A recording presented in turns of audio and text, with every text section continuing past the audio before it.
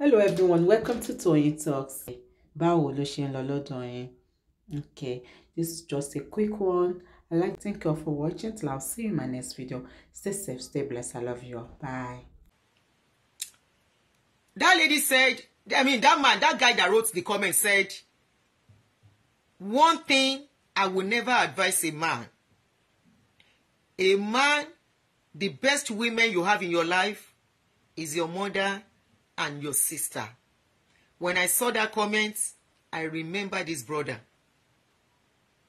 I now said, can't you call your people? No matter what has happened, you have to call them.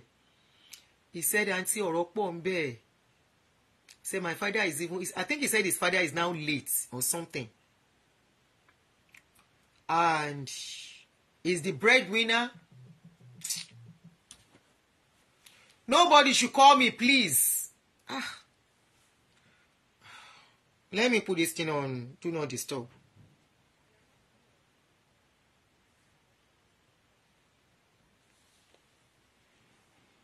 Some sisters are all about themselves and their children. Until anybody, be it man and woman, should not abandon their family. I agree. All right, let me give a call to somebody. And honestly, I've told him I'll be calling on him to check up on him, and because that's the best I can do. I can't do more than that. He lives alone, where the government is keeping him and taking care of him. He can't do no work anymore. He goes for his dialysis and living each day as it comes. I asked, yes, this is where we now spoke about family. I said, can't anybody among his family donate? He said the siblings are not ready to donate. That his father was ready to donate, but he said the father is too old to do that. He said the father is too old. At caller greetings, he said the father is too old to donate. The father was ready to give both kidney possible and go, but he said no. They refused. And the siblings said they cannot donate. So that is the situation for now. And you know, of course, this donating thing, before you can donate, before they can even give you the place, they put them on a list, and it's a long wait. So I want to call on somebody who has experience on this King Jackpa thing we are talking of. Look, it's good to Jackpa. It's good to Jackpa. It's good for us to have good plans for our children. But remember, when you use a man or you use a woman to Jackpa and you end up messing their lives up, that product, that fruit that you think you want to enjoy, you might not live to enjoy it. Or you will see that something in tears. In tears. Is it tears? Mm-hmm. So, Karo Rashi. So, I want to call on someone. Let me see if my speaker will work. Hold on, Jackie basic speaker. Who wants to give us another scenario? In fact, these ones are popular people, but we'll not mention their name. They are popular people. Power on. On social media, but we won't mention their name. Oh yeah, Aburo, you are on. Connected. You are on. I've just come off the phone from the person. From the other person. I will tell you about that later behind the scene. Okay. Anyway, good evening, good afternoon or good evening, everybody. Remember your some things to keep off. I trust you anyway. Yeah, definitely. You see this Jackpa couple or couples, the new Jackpa diasporans. I don't Orotong Bedani, Orotong Bewa as in couples. Orotong Bewa Funrawan. I think some of them they already have things going on from behind the scene. Back at home. So it's like crossing over. They are ready to, I can't say it in English so that one block community standard. They are ready to daorosita. Tobale fokofo, tobale baje ko baje. If it go spoil, make it spoil. Okay. For their partner, so they are. I'm going to mix match things. Obviously, I'm not going to be very accurate. Definitely. But I will say it in a way that So, there was a case that came to me. I have many cases I work with, but there was this particular case that came to me behind the scene. And it all started with their children being removed by the system. Now, when the case came, it was such an easy, direct case. So when the children got removed, I was like, when I heard about it, I was okay, this is straight to the point, do this, and the kids will come back to your care, which ideally was a straightforward thing. But then, very quickly, speaking to both couple, our people, unfortunately, can you admit, when mental health is a big stigma, and our people don't like to admit it or try to seek for help. So, when I started speaking to the couple, I'm going to skip some things because I don't want them to be identified. Yes. So when I started speaking to the couple, very quickly, I spoke to the man, and I said, why are you very reluctant? Your children should be coming to your care. You should be the one. They are willing to release your children to you.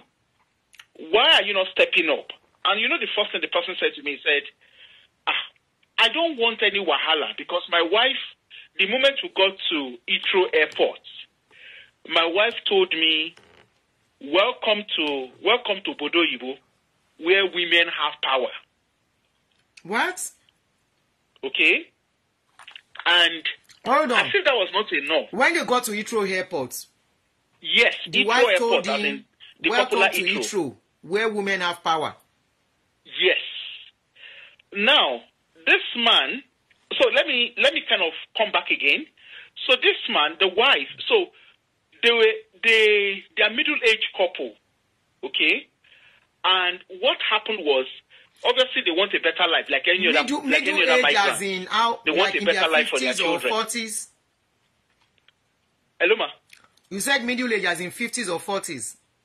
Middle age, let's say 40s, but Aunty, you know they are real. Go ahead. You know they are real, whatever. Yeah, go ahead. So they are middle age, and so what happened was, they have kids and they wanted a better life, like any other migrant wants. So what they then decided to do was, okay, both of them decided, abroad. Please love and like and share. I'm deliberately saying some things in English, in Yoruba. Yeah, go ahead. So I abroad while I was in school. And of course, school no fair wasi, but that was all easy. That's she understand her. That's what banging. So the guy, what they did was so they have properties, they have landed properties, and the guy sold one of their landed property, their most expensive one, because that covered the expense for them to relocate. So on getting here, the guy did masters as usual, and then obviously after masters he tried to relocate. He tried to extend his visa, but it was kind of difficult initially. Anybody that lives in the UK on student visa knows it's not straightforward to switch to postgraduate visa. So then the wife then said, oh, okay, I will go to school. And so when they came into the UK initially, the wife and the children were dependent because that's how the visa system works. So when the guy could not get a job, blah, blah, blah, so he decided, okay, then the wife said, oh, okay, I want to do my master's anyway. So the wife then applied for master's. And in the process of applying for master's, they got the master's, so the husband and the children automatically became her dependents. Okay? Now, so while they were doing all of that, the moment, everything was fine when the man was the main applicant and the wife was a dependent with the children. Remember, as soon as they got to the soil of United Kingdom, the wife had made a statement. But she was calm, she didn't do anything. So she waited a year down the line where she became the main applicant, the husband and the children became dependent. And guess what? The first thing she did was she phoned the Home Office.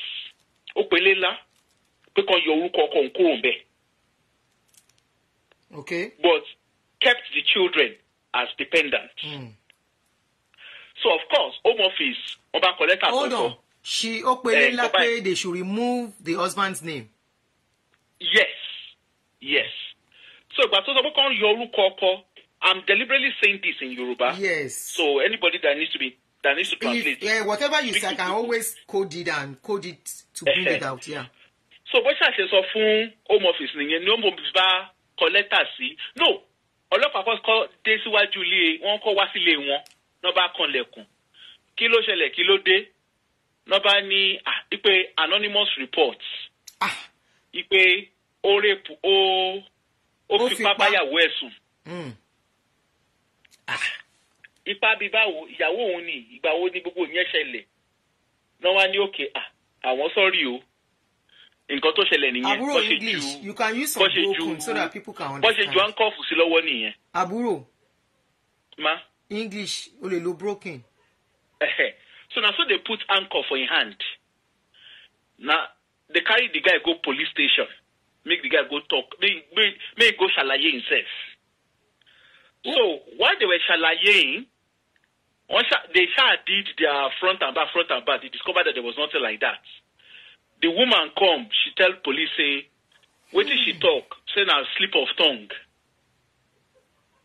Say it no happen like that." She apologized to the guy, blah blah blah. Everything was fine.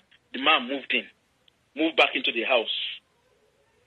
So while they did that, so the husband, they kissed the maid up, and then the husband said, "Why did you go to this extent, kiniko?" She said she was stressed. So the man now said, "Okay, to ease the wahala, he will go bring his mama from Nigeria." So he brought his mom into the UK, and the mom obviously was helping them to care for the children. Remember, the man is independent, so he can do as many hours as he wants. She being the main applicant and being a student, she can only do 20 hours. This couple that I'm describing, they are not up to 3 years in the UK. So that was how. So the man brought his mother, and they agreed that what they will do is he will bring his mom, and then at least the mom, they got 6 months for the mother. The mother of the bride, she is not, the mama don't buy. So the only person that is available is the mother-in-law. Mother to the husband. So they said, okay, they will bring 6. So they gave the mom 6 months initially. So she stayed. The mama only just moved in and stayed for the first 1 week. The husband went to work as usual. All of us care as usual. On coming back home, wife don't descend on husband like he descend on mama like volcano. The way it take borag in mother-in-law. Mother-in-law ended up in A&E. Accident and emergency. So of course the guy came back and saw all of that. Okay.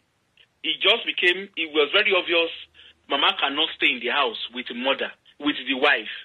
What led to wahala? The wife said that she cooked soup. Mama went and fetched. Mama wanted to eat, so mama went and she went and fetched soup to eat her own food. And wife said this is her husband's house.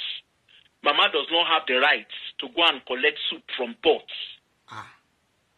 So basically, Osha no mama, Onolalo bole. So the husband now said, okay, what do we do? So when they discharge mama, of course, Yauni Yada want to live long. She said, she cannot come back to this house. So she did not know it's Mike Tyson. It's Mike Tyson that she married. So, of course, the mama had to go and stay with a family friend. So when they go around it and okay, what happened? Is it because of soup? What? Then she said, that when she remembered that when they wanted to marry, mama said they should not marry, that the husband should not marry her. Now that one she can't remember. So that was the road that she had in her mind. For mama? For mama. So when she saw that remember the husband you told me was something that she's always beating the husband. You have not mentioned that too. Husband was looking after mama. He would go and see his mother, blah, blah, blah. So the lady now said, she looked at her husband one day and said, you know what? I am going to deal with you because now woman get this country. So what is she doing in return? She carry husband and obole. What you do, Oko? So yes, me and obole. These people, they are content creators on social media, very popular people on social media. You will never, you can't even talk much so much with them. Aburo, don't talk much about that. So, anyway, That's what the children. I don't want you to talk much about that. Go school. When they saw that it is World War VII, that was how the children went to school one day. And Yubo, they will always ask children about their feelings when they get to school. Mm-hmm. That was how these children turned typewriter. They shalaye for school. This is what happens in our house. Okay, do you want to go back home? The children said no, that they prefer to stay out of their house. Because every day, the children shalaye for school. What?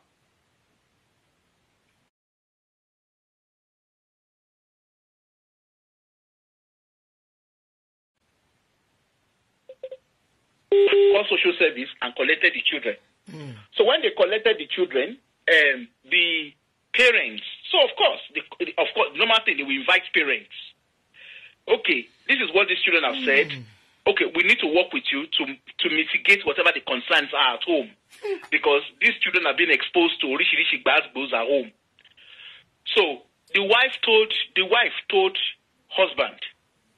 So they said that the woman, that for them to return the children back to the house, the woman needs to excuse the children. She needs to leave the property so that they can, because the children have identified that their father is a safe person. That the mother is the one that is always beating the father. That the mother is Okonga. So the woman now said, Kakakile oku ileosha. She doesn't even want the children. In front of social service, Aunty, in front of social service, in front of social service, that social service had to call Olokpa by themselves. So the man, they now said the man should give statement for domestic abuse. Of course, these are, we are Nigerians. Is the man also, people say that men do, anyway, as a man, that's a bruise on his ego. So the guy decided he didn't want to charge the Yahoo. So, as I speak to you, their kids are still in the system. The man is ashamed to leave his marriage based on Yahoo. He doesn't want people to know. He doesn't want. So that is why he's still doing his content, Abi. He's still doing his content. Both of them, in short, they are still doing content as happy married couple. So their children are no more in their care.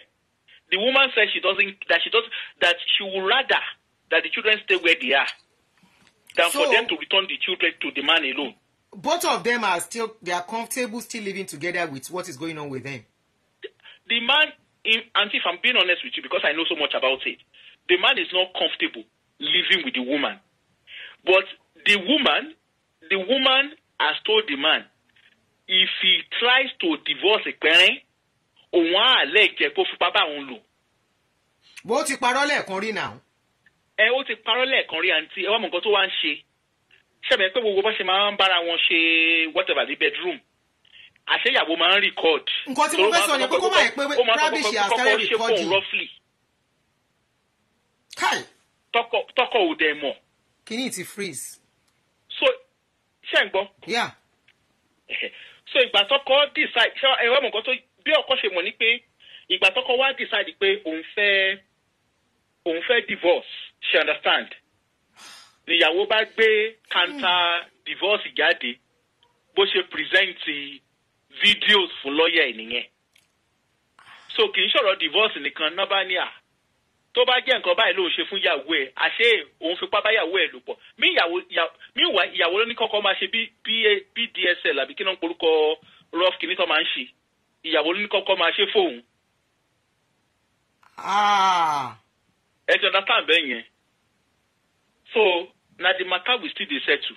Ìyẹn kan lọ́ọ̀ púpọ̀. Ó ga o. Anyway, yeah, dúró síbí. Let's stop here. Come on, so that we won't put too much outside. Yeah. Oshabu. All right. I purposely want to stop her there for a reason. Yeah. They are content creators. I have their page, but we're not going to talk about that. But one thing, you see, there are so many other stories though that are even worse. I don't want her to go too deep because she has that. They have the right to that privacy of whatever it is. But why we are doing this is to enlighten and educate our people, especially people who have not relocated, who are planning to relocate. Look, I will tell you, relocation is very good. I personally can testify to it. In the sense that most of us are doing it because of the children. You know them, you don't know them. You don't know them. We are doing it to better the lives of our children. So no sacrifice is too much. But I will tell you one thing.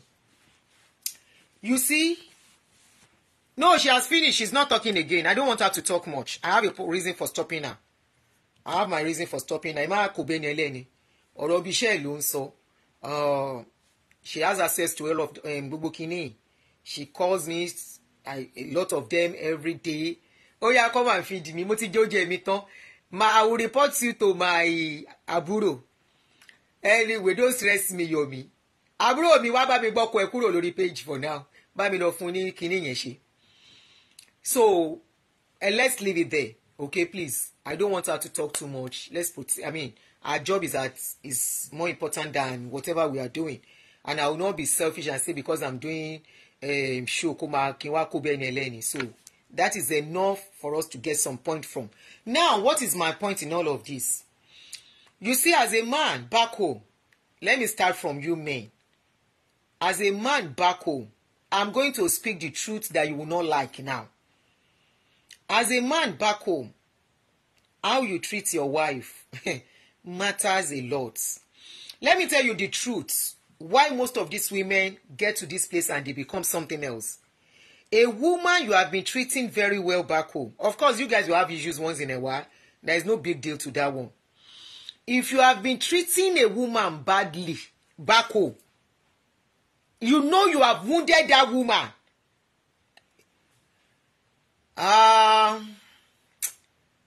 Saying sorry might not even change it. You know you have truly wounded that woman. You have shown her Shege Pro Max. You know, say for Nigeria, I said we want to lie to ourselves. Now Nigeria gets man. Nigeria is the land for man to do anything. Let a woman go to police station and say my husband beats me. Ọlọ́pàá will send that woman back home and say, and so I have witnessed it. Where a woman came to police station to report her husband. Ọlọ́pàá tell her say go back. And so, he no marry you. He no put money for your head. That was what they told the woman. Koro, I was here looking at them, hearing it. They told her to go to her husband. You know why? That ọlọ́pàá, where woman go report her husband to, is doing the same thing in his house. He feels that is the only way to correct, to teach a woman sense. An adult, when man marry, in mama no teach am sense, in papa no teach am sense. Now you go come think say you be a papa, you start behaving like Lord of the Rings. Person wey wan teach am sense, you start behaving somehow to that woman. The woman will stay in a corner. She will cry after you don't wound her finish. You will come back from work. You will embrace her. She's crying in her heart, oh, but she has no choice. Because what will the world say if she leaves? She will embrace you back. With pains in her heart, she go open her leg. You are kuku my husband. What will I do? And she's crying inside her heart. If you know you have done a lot to your woman, you don't show am Shege Pro Max. And you want to relocate. Now such women, you go carry reach airport. They will tell you, this is it. Ìlú òyìnbó non pe bí. Ìlú òyìnbó ni wọ́n pe bí. And I will not say it is all the women, all the men that maltreat women that come to see Shege from women abroad. You see some women, when they relocate abroad, there will be this, see, àwọn àǹtí àdúgbò, àwọn senior sister, àwọn àǹtí kan tó ti mọ̀ rí, tí ayé wọn ti dá sílùú òyìnbó kí má sòdì kejì, or that ọkùnrin ti show ní Ṣẹ́gẹ́ Pro Max that when they see any man, no man is good in their sight, they will be the one to call that woman. The woman does not have any problem, oh. The woman does not have any problem. She doesn't have any bad intention. She loves you despite everything. But the woman will see some aunty, and they will drag her close. Oje ma ṣe kinní kan. Oje ma rìn ìdí. Oje ma ṣe kinní kan kó tó bá tiẹ̀ jẹ́. Especially in London. Tó jẹ́ wí àwọn aláta. Ẹ má distract mi jèrè. Especially in London, whereby a woman does not need to work too much to survive and sustain. Remember, once a woman has children, in America, you cannot come and do that nonsense. That is why you see American husband and their wife, then they manage themselves. Plenty. All these cases we see is mostly from London. You know why? I'm not saying it's not happening here too, but you know why? To get something for America here from government, you go do like this. At the end of the day, where government go put you, you self go hate yourself. Because then go put you and your children among people where they do, you know it? You understand? By the time they will put you and your children near people that are doing, you self go look your life.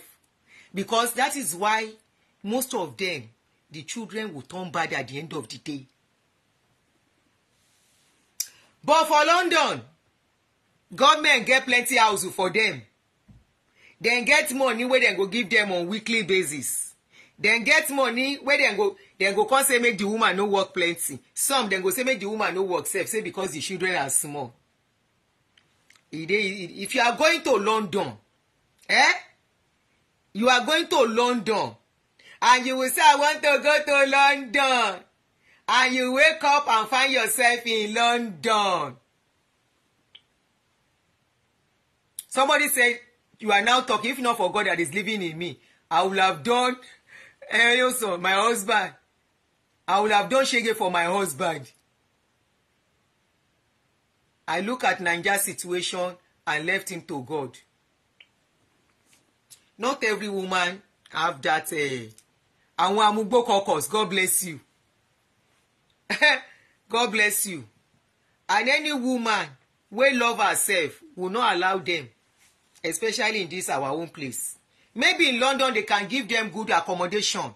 They can give them good houses. In far away London, beautiful houses. Because I've had cases whereby they will give a woman a whole house with her children in far, is it Far East they call it? I don't know much about London. The place will be very beautiful and all that, you know. So, Lagos system has changed. How better? If Toba change, orí àwọn èèyàn wá pé Toba change. But honestly, let us speak the truth to ourselves. Men, if you are maltreating a woman in Nigeria, make amends or you stop it totally. You know why? There is always a payback time for some women. Not all women will work and leave you. Some will manage, they will be enduring, and they will stay. And I said we want to deceive ourselves. We want to pretend. We want to lie. We don't want to be factual. We will say the way they treat women back home, we will say it's okay.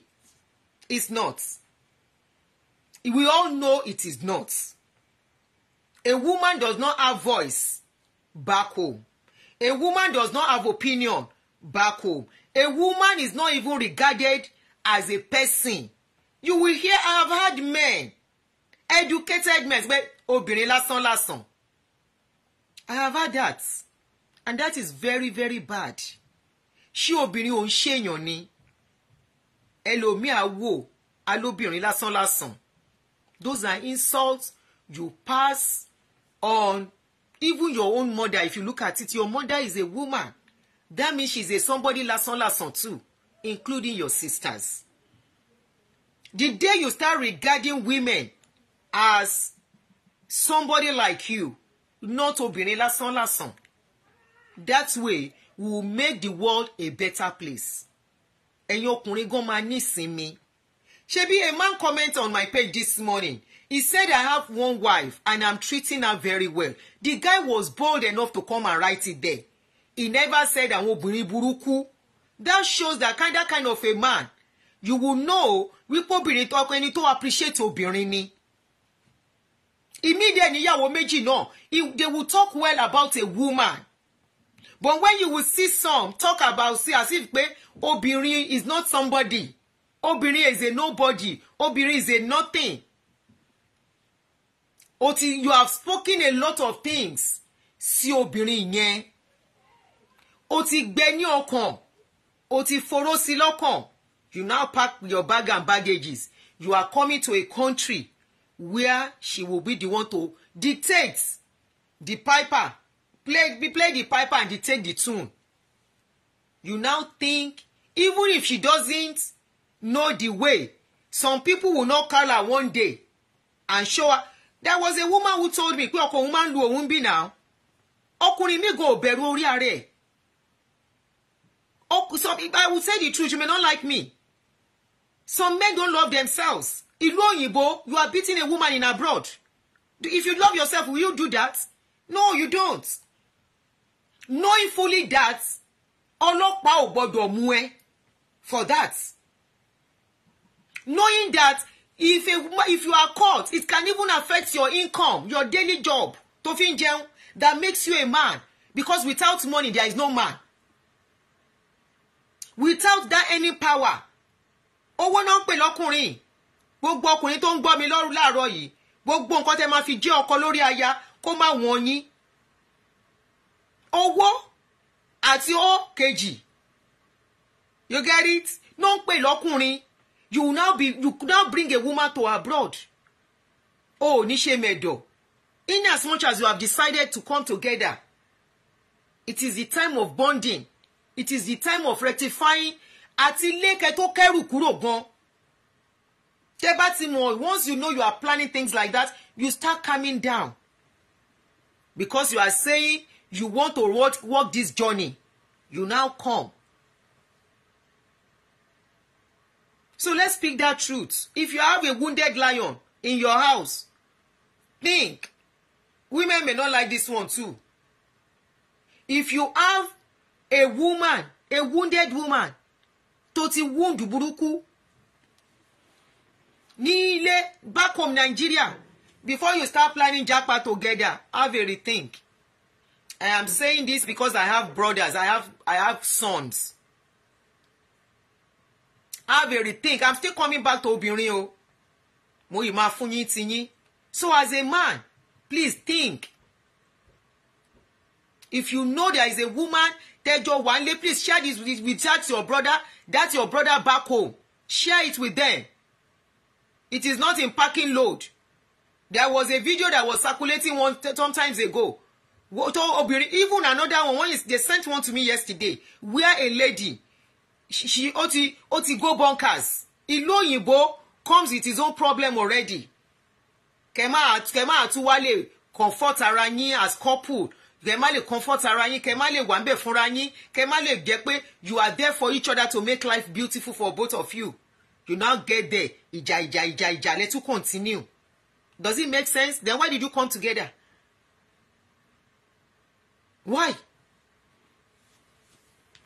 Why? You cannot continue treating a woman anyhow. We have been talking about this thing. And look, everything still boils down to us women too. As Obinrin. Who are the keepers of home? Obinrin. Who are the ones training most of these boys? Obinrin.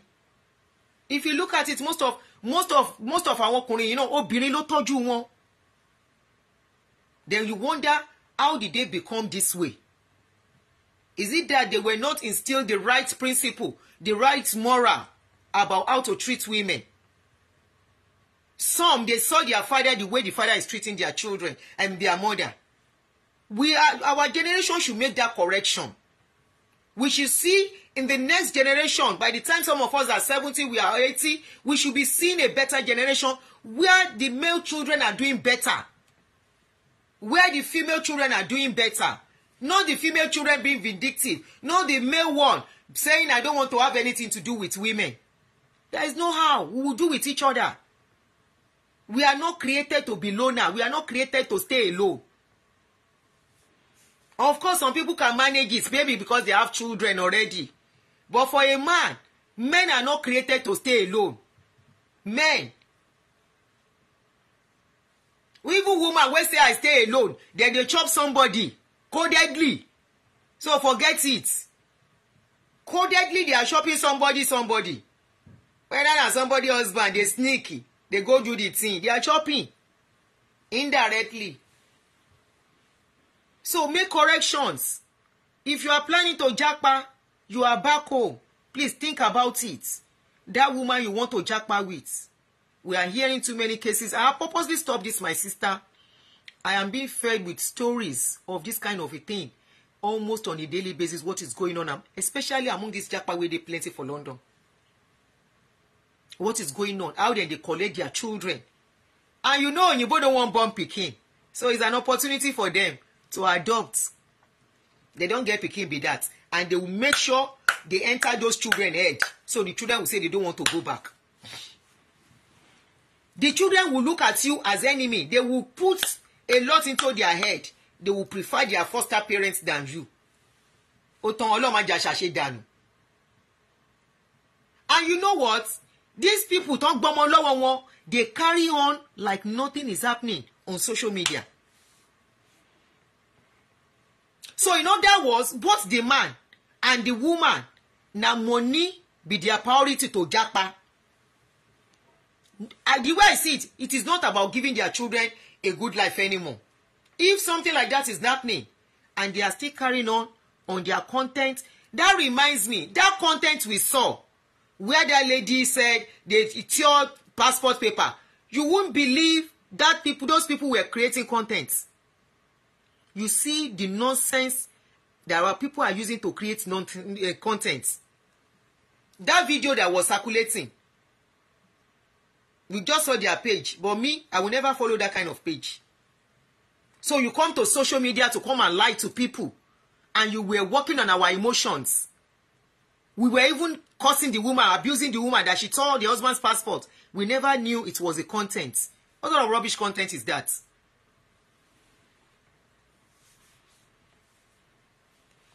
What sort of rubbish content is that? Is this same our people coming on social media talking about this jackpot thing, how to do it and all that, and you think Oyibo is not watching us? They are not listening to everything we are saying. And you wonder why some of you are getting into problem when you get there, or why you are there. You are wondering why they are getting to know some things. You heard when that my sister was to talk. He said they got information. The same way this brother said, he didn't call them. He didn't know who told them what they came. They came, they said he wants to pie himself. He said, no, he's not plying himself. Why will you pie himself? He said, that is the report we got. So who called them to tell them he wants to pie himself? Just because probably the wife wants to have a way. About love and life. Probably because the wife wants to collect something. Probably because they have told the wife, chase your husband away so that with your children, you can collect something from government. So that with your children, you can claim a single mother. And they can give you free accommodation. And she said, because of that, a man that needs her...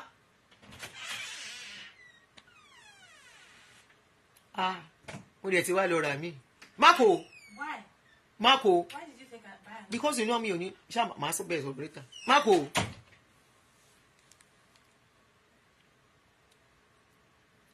Because she wants to collect whatever she wants to collect. Because of that, she abandoned the father of her children, who is on sick bed, and refused to have anything to do with her. Now I'm taking this back to women. I'm taking it back to women. Teba ma goni ọ̀sán yìí, ẹ̀gún. Ẹ súnmọ́ bí, ẹ̀yin obìnrin.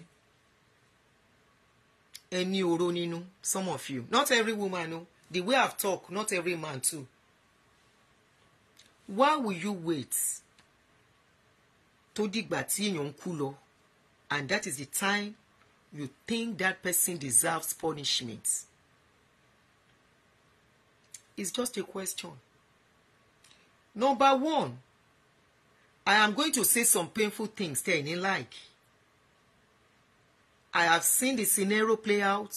I have witnessed it directly, whereby a woman allow her husband to be deported, the father of her children. Ojú ẹ̀ máa rí o.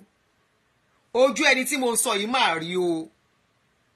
Nígbà tán deport ọkùnrin yẹn tán, the man cannot come into America again. He was actually sent off totally because of the reports the wife gave. Wọ́n dẹ̀ lé ọkùnrin yẹn lọ. I have such case, not one, not two, not three, not four, not five, not six. You know what? Abo ẹ̀ ń bọ̀. The result is coming. And some of you are experiencing the result. Mi ò fi yọ yín, but àfọwọ́fà. Òun ni. Ẹ̀dá tó bá gbé kíní kan ìkà, bó pẹ́ títí. Ẹ rò pé àwọn òbé that sang that song in those days. You think they don't know what they are singing. Ẹ̀dá tó bá gbèrò ìkà, bó pẹ́ títí ọmọ àjẹ́ níbẹ̀. Ẹ má ṣe o ìkà ò dá. Ẹ má ṣe o ìkà ò sunwọ̀n. You think they don't know what they are saying? Majority of you, I am pinching you now with needle. Sorry, I don't know you. We don't know ourselves. Ọ̀rọ̀ ló bá mo rò wá, reality ni. So that others can learn. Ó lè bá tèèyàn kan jẹ́ kó ló fẹ́ fi tún tiẹ̀ ṣe kò possible. You cannot destroy somebody to climb. You cannot destroy somebody's son. Remember that man is somebody's son. The way your own children are your own children too. And sometimes, later in life, they will be son-in-law to somebody and husband of somebody. What we sow, we reap. Benny, some people are reaping it. I have heard somebody say, I didn't know this is how it's going to end. I didn't know it's going to affect me this way. I didn't know it will turn out this way. I didn't know it will affect me this way. How do I make amend? The man said he doesn't want to have anything to do with us again. I said, find somebody to call him. Let them help us to beg him. He said, if she beg him, the man cannot come here. He cannot come here. Apá ò ká nǹkan tó wà nílẹ̀ yìí. You can't handle this situation. You need their father here. It's their father that can help you to handle this kind of issue. I'm not going to go into the details. Torí wípé abiyamọ ni mí. Àwọn nǹkan kan ṣubú lù ẹ́. Ìwọ gan mọ̀ wípé àfọwọ́fà ẹni. Gbà bẹ́ẹ̀. Àwọn nǹkan kan ṣubú rẹ̀ tó bá wu ẹ̀yìn wò. Wàá mọ̀ wípé o ti ṣe orí kan. Kí lọ́kọ ẹ ṣe fún ẹ? Ó dó ẹlòmíì. Kí ló ṣe fún ẹ? Ó lù ẹ́. Fílẹ̀ tó bá mọ̀ pé bítà ni, tó bá mọ̀ pé abuser ni, kó máa bá tiẹ̀ lọ. Má jẹ́ kí ìṣubú ẹ̀ ti ọwọ́ ẹ wá. Má jẹ́ ká yé ẹ bàjẹ́ from your own hand. People will now teach you. Gbalé lọ́wọ́ ẹ̀, collect his house. Fight for everything, collect everything. Strip him naked. Make sure he goes back to where he's coming from. Ọmọ lẹ́lẹ̀ ni. Tó bá jọ́ ọmọ lẹ́lẹ̀ ṣé wọ́n máa fẹ́? Ẹ má bínú o. If he's ọmọ lẹ́lẹ̀, will you marry him? He was not ọmọ lẹ́lẹ̀. You saw potentials in him, ló ṣe fẹ́. Bẹ́ẹ̀ni, I was telling somebody, was it not last week? I said we women, we call men pé user ni. Àwọn ọ̀gá wa gbogbo náà ń pè user.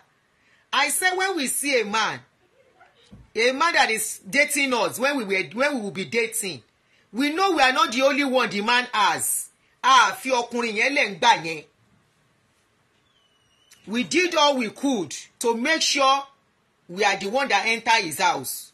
I say some of us, we steal our mama money to give the man. Some of us will do the unthinkable for the man so that he can have us. We are not doing it for love. We are doing it so that the man can see us as the special one. When we now enter, things no come work. You now hear my gender. Ládìrí nǹkan tí wọ́n ṣe fún ẹ. Ládìrí ìyà tí mo bẹ́ẹ̀ jẹ. He send you to jẹ̀yà for am. Is the truth o? Wàláì. Ládìrí ìyà tí mo bẹ́ẹ̀ jẹ. Oh, rántí ọjọ́ kan báyìí. You cannot remember that day. I stole my mother's money for you. I do this for you. I sell my clothes. He send you to sell am.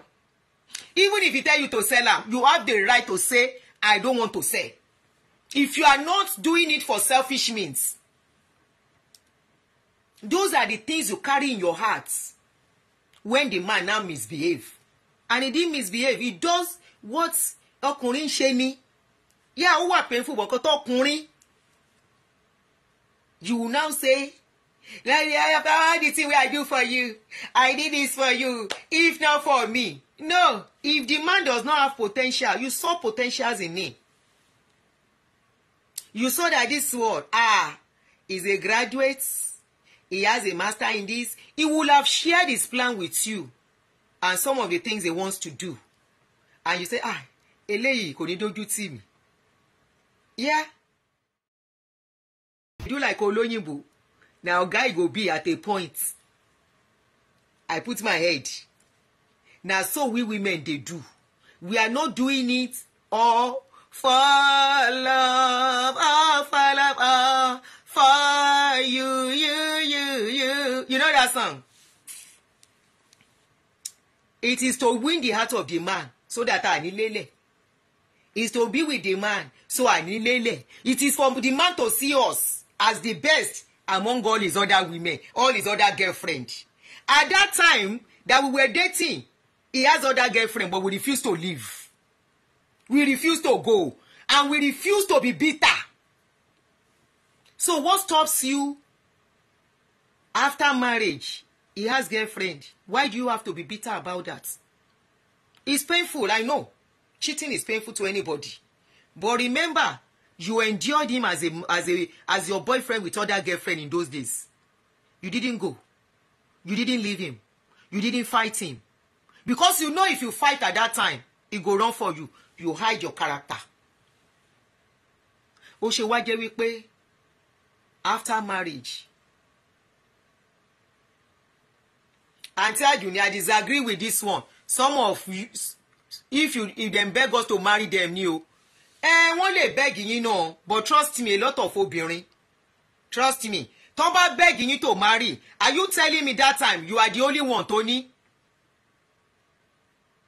Are you the only one, Tony ngbà yẹn? When he was dating you, you didn't know him with any other girlfriend. You didn't see any sign of another girlfriend. Why didn't you leave him? You marry him out of pity. That's another error. And you don't marry for pity. Because some people will pretend. The love was so strong, there was no time to think safe. No ni. Either the love is strong, there is no time to think, but the man has another woman.